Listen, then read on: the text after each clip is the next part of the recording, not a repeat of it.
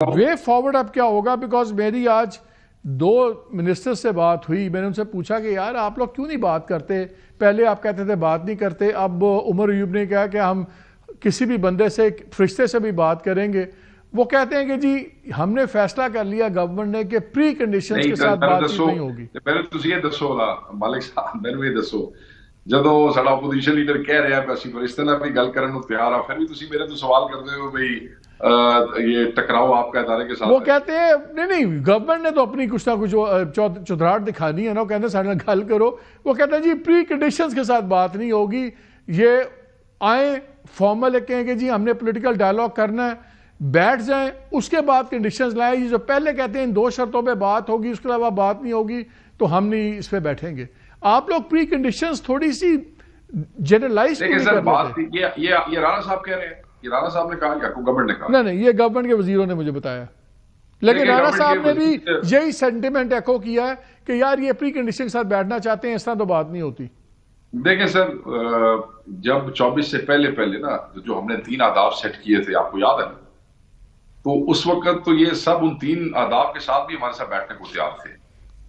ٹھیک ہے جی، اور باقاعدہ طور پہ تیار تھے، تو اسی لیے جیل کھل رہی تھی نا، اس کے علاوہ تو جیل نہیں کھل رہی تھی۔ بات یہ ہے کہ یہ وہ 2 پری کنڈیشنز ہوتی ہیں جن کے تحت آپ کے مذاکرات میں گھومنا ہوتا ہے، بٹ وین یو سٹ، تو پھر جب اس پہ بات ہوتی ہے پھر اس سے بہت سے راستے آگے نکلتے ہیں۔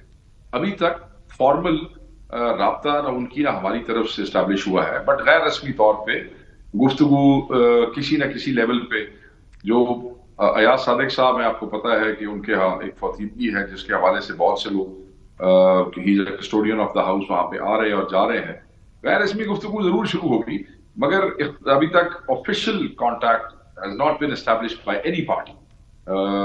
government, PTI or any other party. مگر مجھے یہ محسوس ہو رہا ہے کہ بہت جلد وہ رابطہ اسٹیبلش ہو سکتا ہے، کیونکہ پہلے تو یہ کہتے تھے نا کہ ہم شاید ولنگ نہیں ہیں اور ہم نہیں چاہتے ہیں، اب مذاکراتی کمیٹی بنانے والے ہم خود ہیں۔ اور جو آپ نے عمر ایوب صاحب کے حوالے سے پوچھا کہ جی پہلے تو آپ کہتے تھے کسی سے بات نہیں کریں گے، دیکھیں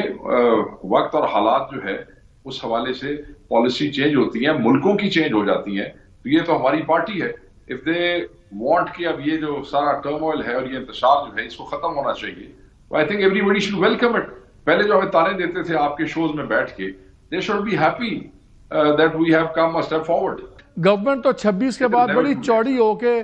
چھاتی پھلا کے پھر رہی ہے، دیکھو جی ہم نے تو تباہ کر دیا دھرنا، ہم نے تو ان کو تباہ کر دیا، یہ پہلے اکتوبر میں آئے تب بھی بھاگ گئے، اب آئے اب ہم نے ان کو مار مار کے بھگا دیا، ان میں اب ستو ہی نہیں ہے،